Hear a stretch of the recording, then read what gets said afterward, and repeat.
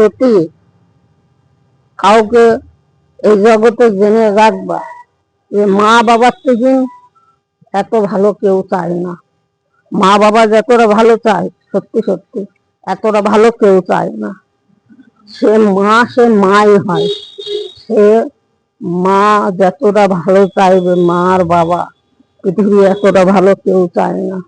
তা মা বাবাকে সম্মান করো, ভক্তি করো, শ্রদ্ধা করো, তাদেরকে ভালোবাসা দাও, তাদের সঙ্গে সবসময় ভালো ব্যবহার করো। ছোট ছোট ব্যাপারে তাদেরকে জানো, তাদের বোঝার চেষ্টা করো, মা বাবার পাশে থাকার চেষ্টা করো, মা বাবার ভালো রাখার চেষ্টা করো।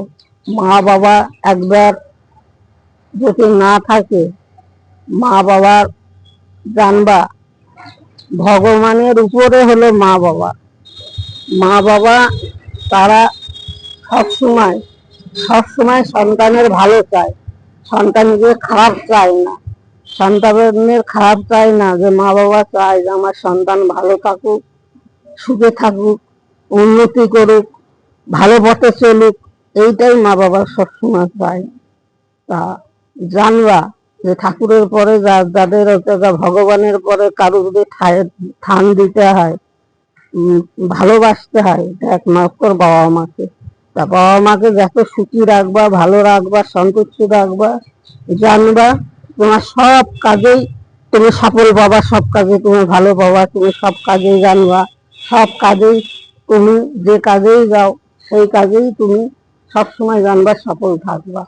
তাই তোমাদেরকে বলি সবসময় ভগবানের পরেই হলো বাবা মা। বাবা মাকে ভালো রাখার চেষ্টা করো, ভালো বাবা মাকেও রাখো, নিজেরা ও জগতে কথায় বলে না, ভালোবাসা দিলে ভালোবাসা পাওয়া যায়। তা তুমি যদি বাবা মাকে ভালোবাসো, জানবা স্বয়ং ভগবানকে ভালোবাসছো। ভগবানও তোমার প্রতি সন্তুষ্ট থাকবে, ভগবানও তোমার প্রতি আশীর্বাদ করবে, ভগবান তোমার সব কাজকে সহজ করে দেবে। তুমি যেটাই করতে যাবা সেই কাজটাই তোমার সহজ হয়ে যাবে।